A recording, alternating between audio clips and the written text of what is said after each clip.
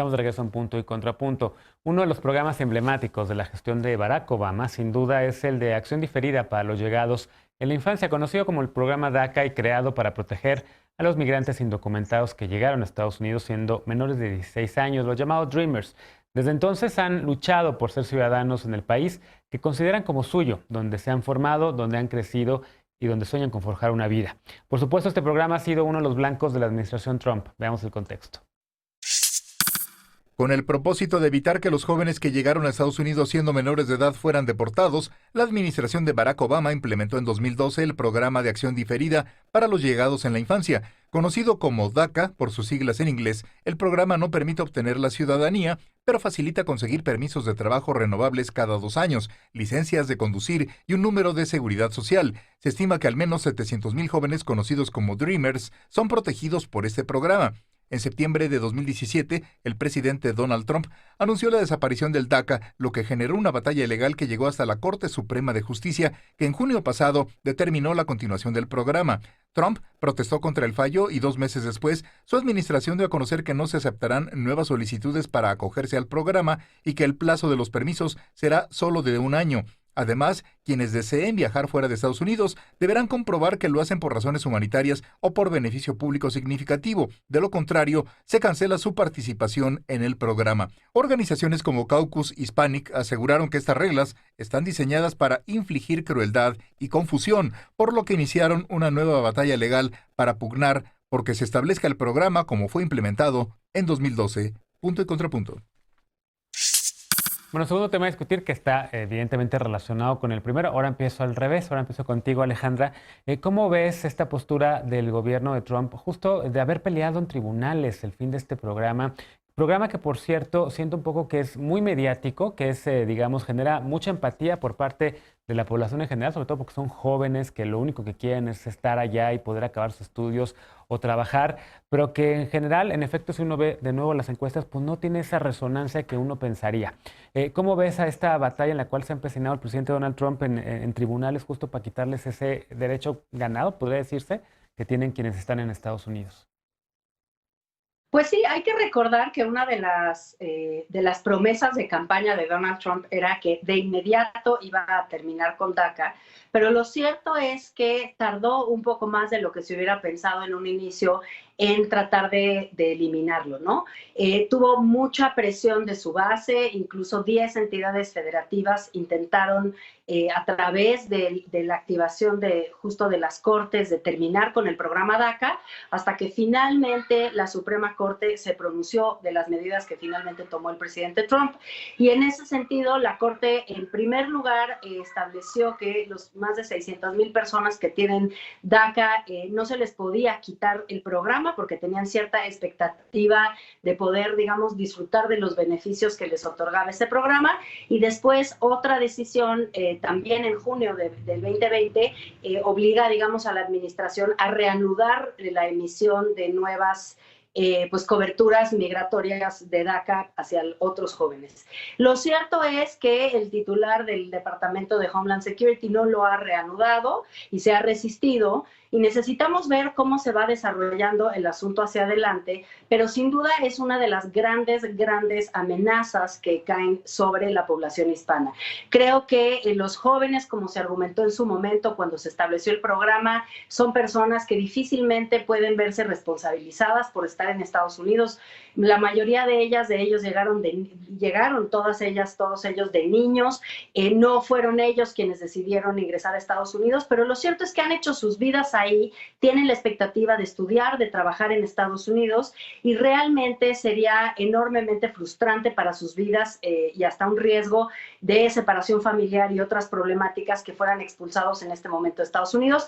Lo cierto también es, Genaro, que se les ha restringido de muchas maneras, entre otras que si viajan y no comprueban que es por razones humanitarias, les pueden quitar el estatus, etcétera. O sea, cada renovación para estas personas jóvenes es un momento de riesgo, es un momento de muchísimo peligro, y eso, aunque no te quiten el DACA, te genera una incertidumbre de vida de la cual difícilmente puedes remontar porque es en años críticos de tu ciclo de vida y de tu ciclo profesional. O sea que un cierto daño, aún con las decisiones de la Corte de Estados Unidos, ya está hecho. Claro.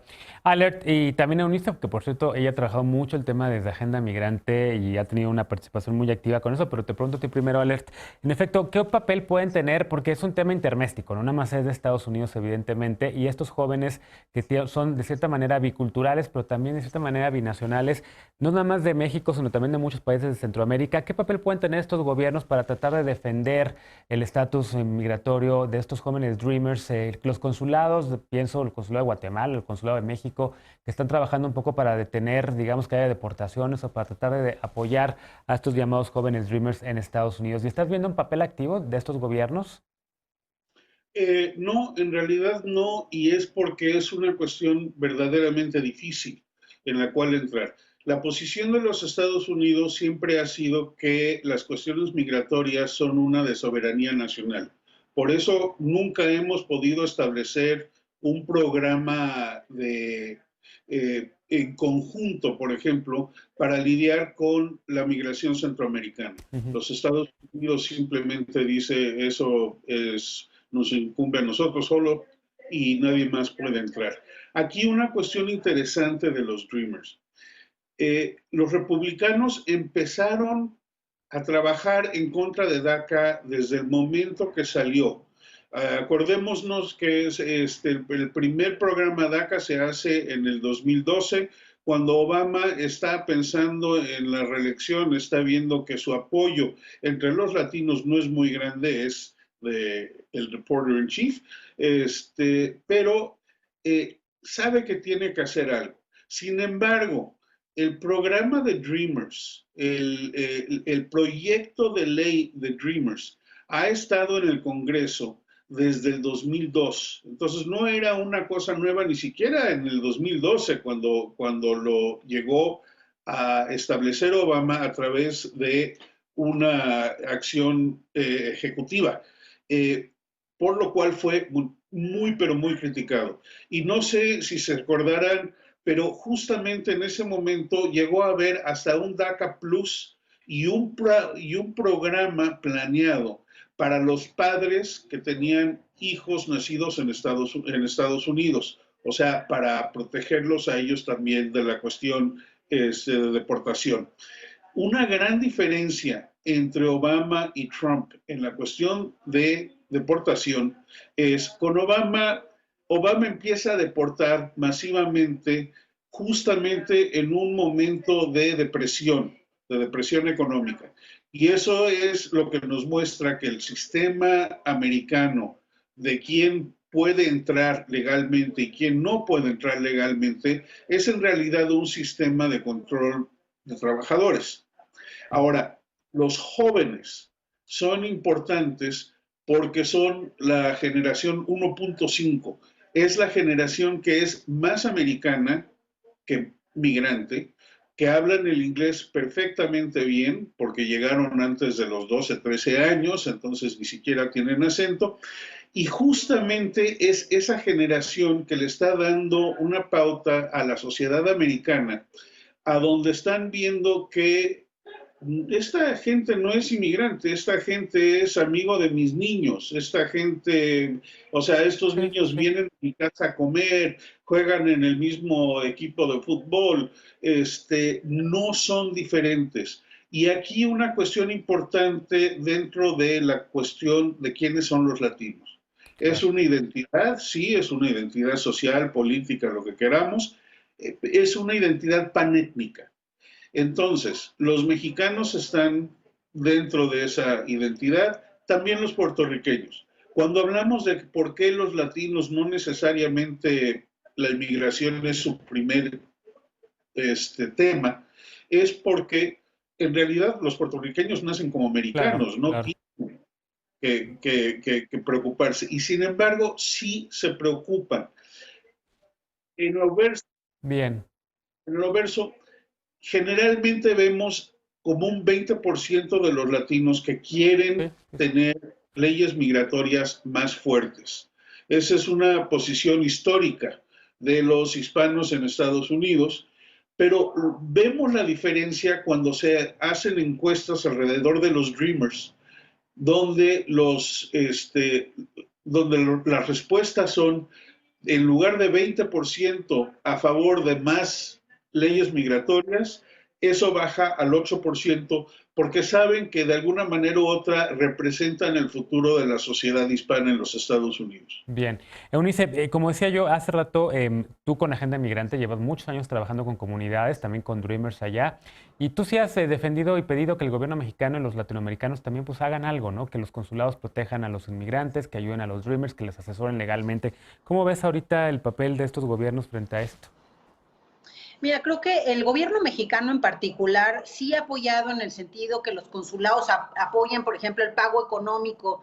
Muchas veces han becado, digamos, a los jóvenes que están solicitando el estatus migratorio especial y ayudan en el trámite. Hasta ahí ha sido, creo que sí pudiera ser una ayuda más amplia, ¿no? Con un cabildeo más amplio que pues no hemos visto. Sin embargo, sí hay este apoyo y creo que está abierto incluso ahora ante la decisión de la Suprema Corte.